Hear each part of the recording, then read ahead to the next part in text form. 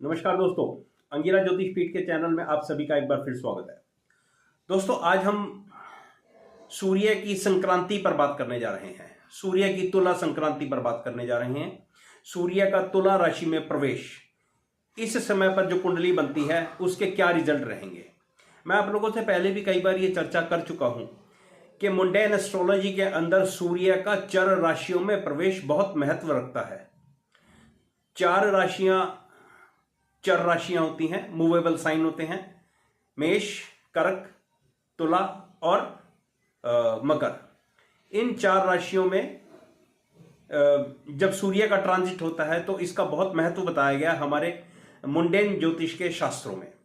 और इसको 3 से मल्टीप्लाई कर देते हैं तो ये 12 आ जाता है, 4 3 12। तो इन 4 संक्रांतियों से हम पूरे साल के बारे में संभावना जता सकते हैं, कुछ संभावनाएं निकाल सकते हैं, कुछ एक इवेंट निकाल सकते हैं। तो आज हम सूर्य की तुला संक्रांति पर बात कर रहे हैं। मैं ऐसा नहीं कह रहा कि जो सूर्य की दूसरी संक्रांतियां होती हैं उनके ऊपर वीडियो नहीं बनाया जा सकता, उन पर भी वीडियो बनाया जा सकता है। वो थोड़ा और हम माइक्रो एनालिसिस कर सकते हैं। जैसे आज मैं तुला राशि के ऊपर, तुला संक्रांति में बात कर रहा हूं, फिर हम वृश्चिक पे बात कर सकते हैं, फिर हम धनु पे बात कर सकते हैं। तो वो थोड़ा माइक्रो एनालिसिस होता था जब हम दूसरी राशियों पर भी बात करते हैं। लेकिन आज का वीडियो हमारा तुला संक्रांति पर है कि क्या विशेष फल देने जा रही है। तो भाई दोस्तों, 17 अक्टूबर 2024 को सूर्य तुला राशि में लगभग सुबह 7:42 दिल्ली के समय अनुसार गोचर करने वाला है। इस समय तुला राशि बनती है और दोस्तों मीन चंद्रमा की राशि बनती है। लगन के अंदर सूर्य और बुध, एक अच्छी स्थिति है, अच्छी स्थिति है कामकाज करने के लिए, प्रॉस्पेरिटी के लिए और दूसरी चीजों के लिए। यह लगन को मजबूत बना रहा है। यहां पे सूर्य लगन के अंदर अच्छी स्थिति के अंदर बैठा हुआ है। बेशक ये नीच राशि का है तो मेरे को उस बात से कोई ज्यादा फर्क नहीं पड़ रहा, क्योंकि ये शुक्र की राशि का है और शुक्र के ऊपर बृहस्पति का प्रभाव है। ये एक अच्छी बात है, तो जो सूर्य को बल दे रहा है। लेकिन इस कुंडली के अंदर चंद्रमा को और सूर्य के, जब हम इन राजा रानी को हम जब देखते हैं तो ये एक दूसरे शटाष्टक है और चंद्रमा राहु केतु एक्सेस में है। ये वाली स्थिति इस कुंडली के लिए ठीक नहीं है। ये कुंडली के अंदर इस स्थिति का बनने का ये मतलब है कि विश्व में जो जनता है उसका रूलिंग गवर्नमेंट के अगेंस्ट प्रभाव रहेगा। जो भी सरकार रूल कर रही है विश्व के अंदर, लोग उसके अगेंस्ट एजिटेशन कर सकते हैं, लोग उसके अगेंस्ट किसी भी तरह का कोई झंडा उठा सकते हैं, सरकार की जो नीतियां होंगी उसके अगेंस्ट बात कर सकते हैं। ये एक बहुत इंपॉर्टेंट फैक्टर इसके अंदर है, क्योंकि चंद्रमा राहु केतु के एक्सेस में ये भी एक बड़ा फैक्टर है। अगली बात इसके अंदर करते हैं तो जो इंपॉर्टेंट चीज है वो ये है कि तुला राशि का लगन उदय होता है। तो तुला राशि का लगन उदय होता है तो सेकंड हाउस के अंदर वाटर साइन आ गया। तुला राशि आप जानते हो कि वायु तत्व राशि है। मैं अपनी ये बातें सूर्य ग्रहण की वीडियो में भी कह चुका हूं, आज फिर कह रहा हूं।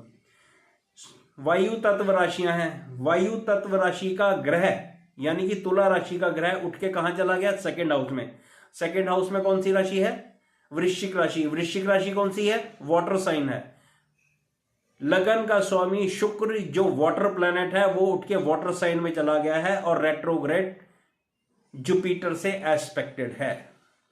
जब नवांश चार्ट देखते हैं तो वहां पर भी वायु तत्व राशि का ही लगन उदय होता है।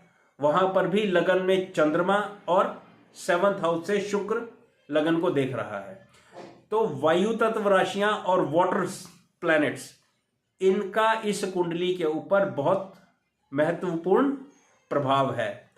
तो ये चीज निकल कर आती है, जो मुझे समझ आती है वो ये है कि आकाश से किसी तरह की कोई समस्या या आकाशीय प्रॉब्लम हमारे पर आने वाली है। अब ये समस्याएं क्या हो सकती हैं?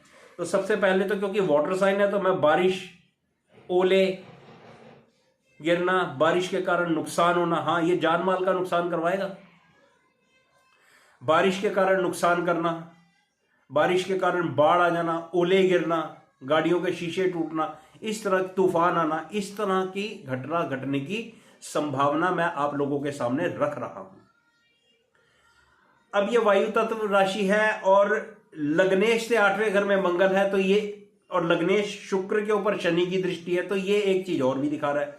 विश्व में कुछ जगह पर युद्ध हो रहे हैं, यहां पर एयरफोर्स का युद्ध तेज होने की संभावना दिखती है। जब एयरफोर्स का युद्ध तेज होगा तो जान और माल का बड़ा नुकसान होना संभव है। मैं सूर्य ग्रहण की वीडियो में आप लोगों को बता चुका हूं कि इस वक्त इजराइल की हॉरोस्कोप स्ट्रॉन्ग स्थिति में चल रही है। बेशक 2-3 देश और भी आ जाए तो भी वो इजराइल का कुछ बिगाड़ नहीं पाएंगे। और इजराइल इनकी, मतलब जिसको कहते हैं ना ऐसी की तैसी फेर देना, वैसी स्थिति में खड़ा हुआ है। अब देखो अब इजराइल किस दिन आक्रमण करता है ईरान पे या दूसरे देशों पर, जो भी है। तो इस कुंडली को देखकर एक और अनुमान, मैं जब आपसे ये बात कर रहा हूं एक और अनुमान लगा रहा हूं। अनुमान देखो, एयरफोर्स का बमबारी वगैरह ये सब तो होगी, मंगल की कृपा पूरी बनी हुई है, लेकिन एक छोटी सी संभावना, क्योंकि लग्नेश पर बृहस्पति की दृष्टि है, ये मेरे को एक बड़ा अच्छा संकेत दे रही है। कहीं ना कहीं विश्व के अंदर, इस वक्त विश्व के अंदर आप लोग देखोगे कि युद्ध को विराम या युद्ध को स्लो डाउन करने की जो प्रक्रिया है वो शुरू होने वाली है। क्योंकि लगन, इस कुंडली का जो नवांश बन के निकलता है वहां पर भी लगन में चंद्रमा और 7th हाउस में शुक्र है, तो लगन पर शुभ ग्रहों का प्रभाव है।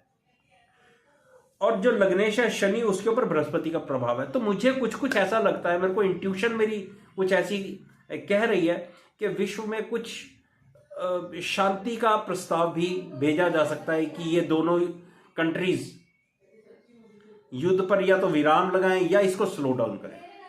देखो, इजराइल मानने वाला नहीं है अभी, लेकिन फिर भी कोशिश की जा सकती है, ऐसा मुझे लगता है शुभ ग्रहों के प्रभाव से। कुंडली के अंदर और आगे देखते हैं तो मैं शुक्र को अगर मध्य नजर रखूं, क्योंकि वो लग्नेश है, तो मैं एक बड़ी अच्छी संभावनाएं, दो संभावनाएं आप लोगों को और दिखाना चाहता हूं। ये चीजें बहुत हद तक संभव है।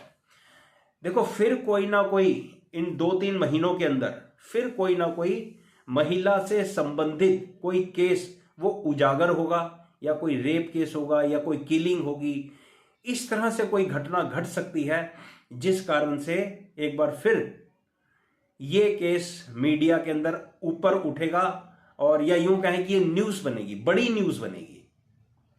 ऐसी एक संभावना देख रहा हूं। जब मैं इस कुंडली को शुक्र से थोड़ा हटके बृहस्पति की तरफ निगाह दौड़ाता हूं तो वहां पर भी 1-2 संभावनाएं दिखती हैं। पहली संभावना तो धार्मिक कलह कलेश की तो बिल्कुल बिंदास दिखती है कि फिर किसी ना किसी तरह से धर्म के नाम पर इन 2-3 महीनों में कोई अच्छा बड़ा झगड़ा हो सकता है। हमारे देश के यूथ, वो भी भाई अपने आप में रहें। यूथ में स्टूडेंट्स भी आते हैं, यूथ में 30-32 साल तक के जो लोग होते हैं, जो अपनी क्वालिफिकेशन कंप्लीट कर चुके हैं और सरकारी नौकरियां ढूंढ रहे हैं या नौकरियां ढूंढ रहे हैं, जो भी है, वो सभी लोग आते हैं। ये लोग भी क्वेश्चन मार्क में है मेरी तरफ से। ये लोग भी उभरने वाले हैं, चाहे ये कोई एजिटेशन हो, चाहे ये कोई स्ट्राइक हो, या कोई किसी तरह की कोई किलिंग हो। कुछ इस तरह की संभावना मैं आपको 2-3-4 जता रहा हूं इस तुला संक्रांति की जन्म पत्री पर। कुंडली में आगे चलकर देखते हैं तो नवांश चार्ट के अंदर कुछ एक स्थितियां काफी सुधर जाती हैं, जो ये दिखा रही हैं कि समस्या तो आएगी, लेकिन उस समस्या का हल मिल जाएगा, क्योंकि नवांश चार्ट के अंदर स्थितियां काफी सुधरी हुई मुझे दिखाई दे रही हैं। एक और बात करना चाहूंगा, सिर्फ और सिर्फ मंगल को ध्यान में रखते हुए। ये मंगल भाई साहब, ये 2-3-4 महीने ना, ये बड़ा कूराफाती होने वाला है। ये मंगल लगभग मेरे ख्याल मई जून तक कभी कर्क राशि में तो कभी मिथुन राशि में, कभी मिथुन राशि में तो कभी कर्क राशि में, रेट्रोग्रेड, वक्री, फिर मार्गी, यहीं आसपास घूमता रहेगा। तो ये लंबे समय तक मिथुन राशि में और कर्क राशि में अपना ट्रांजिट करने वाला है। ये ज्यादा कुराफाती होने वाला है। क्योंकि मंगल एक डिजास्टर्स प्लैनेट है। ये जब जब मिथुन राशि में आएगा तब तब ये कोई ना कोई प्रॉब्लम करेगा। अब आप इसको ये मत समझना कि ये मंगल कर्क राशि में नीच राशि का हो जाता है तो इसके रिजल्ट में कुछ कमी आ जाएगी। नहीं भाई नहीं, वो एक अलग स्थितियां होती हैं। तो ये मंगल भी कुछ आने वाले 2-3 महीनों में, मैं 2-3 महीने, मैं कुछ एक डेट्स जरूर निकाल रखी हैं लेकिन मैं आपके साथ उनकी चर्चा नहीं कर रहा हूं। मतलब मेरा मकसद वीडियो बनाने से, मेरा मकसद समाज में, देश में किसी भी तरह का हैवॉक क्रिएट करने से नहीं है। किसी तरह का मैं कोई भद्दा मजाक करूं, मेरी ऐसी कोई मंशा नहीं है। हाँ, मेरी बात में थोड़ा सा डिफरेंस हो सकता है लेकिन मेरी ऐसी कोई मंशा नहीं है आप लोगों के बीच में कोई भय का वातावरण बनाऊं। तो मुझे ऐसा लगता है कि ये घटनाएं, ये सूर्य संक्रांति जो 17 अक्टूबर 2024 से अभी 2-3 दिन बाद ही शुरू होने वाली है, वहां से मुझे ये घटनाएं कुछ दिखती हैं। हाँ, एक चीज और बहुत इंपॉर्टेंट है क्योंकि उस वक्त तो चंद्रमा 24 डिग्री और 32 मिनट का है मीन राशि में, लेकिन मुझे ऐसा अनुमान लगता है कि जब चंद्रमा रेवती नक्षत्र में प्रवेश करने वाला होगा, मतलब 16 डिग्री और 40 मिनट को क्रॉस कर जाएगा या क्रॉस करने वाला होगा, उसके आसपास ही अच्छी बारिश होने की घटना या कुछ वायु मतलब एयरफोर्स का अटैक, कुछ इस तरह की हवा में कोई एक्सीडेंट हो जाना, कुछ इस तरह की घटना घट सकती है जब चंद्रमा 16 डिग्री 40 मिनट क्रॉस कर जाएगा। तो बाकी देखते हैं प्रभु को क्या मंजूर है। मैंने अपनी ऑब्जर्वेशन, ज्योतिषीय एस्ट्रोलॉजिकल ऑब्जर्वेशन आप लोगों के सामने रखी है। आशा है मेरा वीडियो आप लोगों को अच्छा लगा होगा। आप सभी जो मेरे नए सब्सक्राइबर जुड़े हैं, आप सभी का बहुत बहुत शुक्रिया, बहुत बहुत धन्यवाद। आपका थैंकफुल हूं। आपके कारण मेरी फैमिली अंगिरा ज्योतिष पीठ की बढ़ रही है। एक बहुत इंपॉर्टेंट चीज आप लोगों से कहना चाहता हूं जो मुझे शुरू में कहनी चाहिए थी, मैं भूल गया, कि मैं 17 तारीख को दोपहर के 12 बजे आप लोगों के साथ लाइव रहूंगा। और इस दिन हम हरियाणा के मुख्यमंत्री नायब सिंह सैनी साहब की ओथ कुंडली के ऊपर चर्चा करेंगे।